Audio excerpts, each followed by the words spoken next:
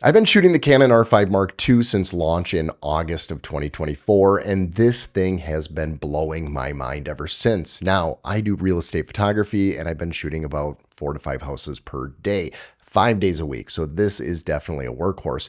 And not until recently did I discover I have not been using this to its best potential, especially when it comes to video. Now, today I want to tell you that I'm falling more in love with it. And anything else just looks like dirt, trash, garbage.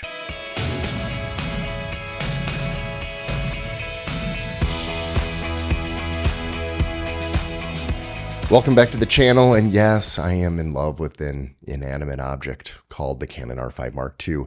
I was in love with the Canon R6 Mark II, and by the way, I'm going to share this with you guys and girls.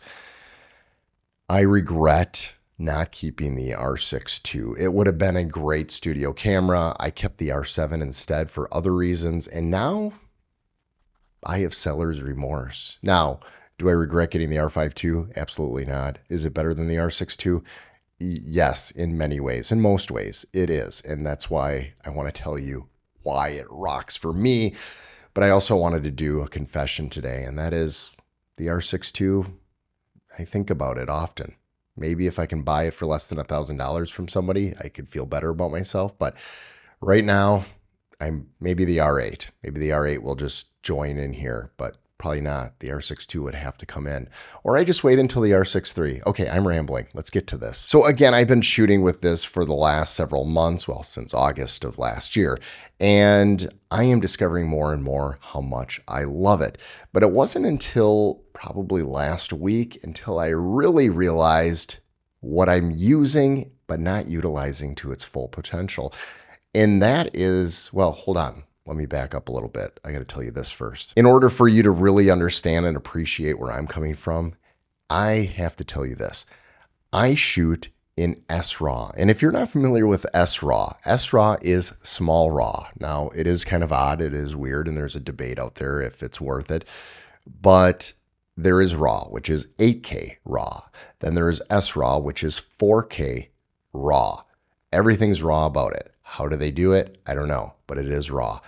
People have said that the quality hasn't been great, but my suspicion is that they are editing. I have like a stutter when I say editing in maybe the wrong way or in the wrong editing program. So for example, I use DaVinci Resolve, and in DaVinci Resolve, there is so much leverage that you can utilize Canon RAW and Canon RAW Lite, but the default in DaVinci Resolve, and I think the default in other editors, is that it will bring the sharpness up to 10. So you actually have to make sure that your editor is bringing it down to 1 for sharpness. Otherwise, you're going to get aliasing and other things that are not natural. But if you get it to its natural state and then start editing it, it is the most beautiful image. Now, RAW is large. So the feature that is amazing, and I know that the R5 does this as well, but you have to shoot in 8K. You don't get 4K, the small RAW. But you can shoot in proxies. And I think that proxies are probably the most underrated feature in these cameras that people are not talking about. And let me tell you why. First of all, if you don't know what a proxy is a smaller version of the file that you can work with. So if your computer's not powerful enough, you can utilize that proxy. So for example, whether you are shooting in 8K on that camera or the 4K RAW, either of those, you can shoot a proxy that is 2K. So it is going to be a 1080 image pretty much.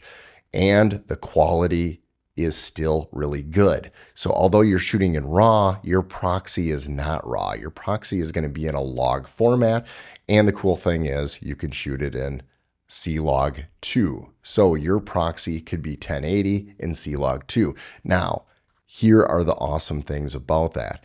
If you are utilizing an editor off-site, you can always send those over and upload them pretty quick. They can edit them, and then you can bring them back into, in my case, DaVinci Resolve, and finish the edit in the full RAW format.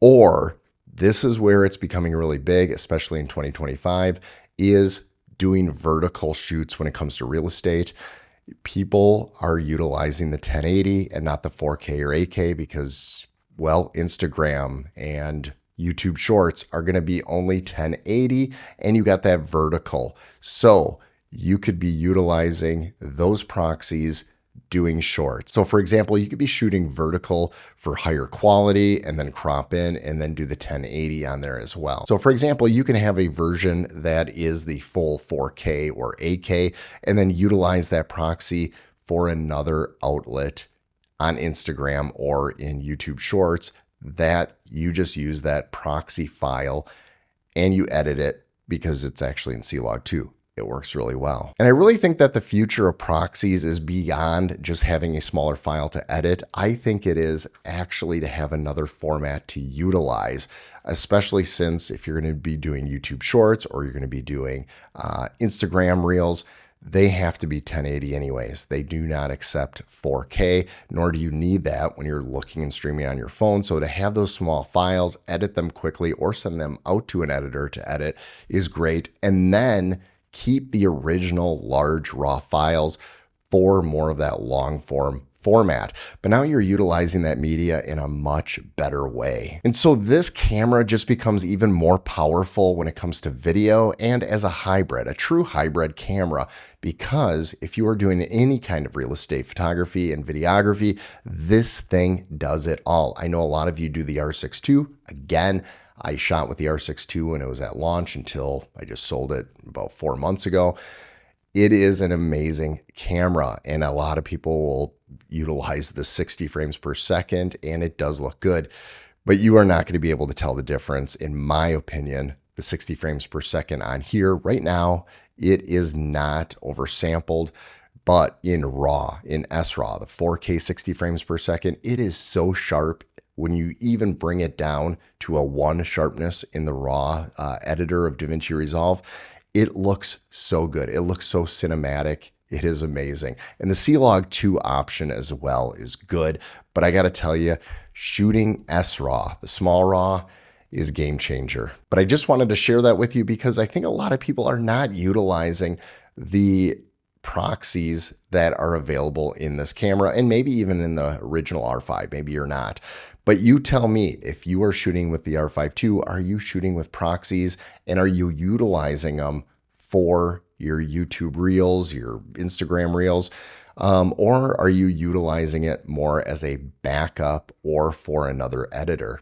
Let me know in the comments below. And again, if you enjoyed this video, don't forget to hit that like, subscribe, and I'll see you in the next video. Oh, and of course, you got to check out this video or this video, one of these.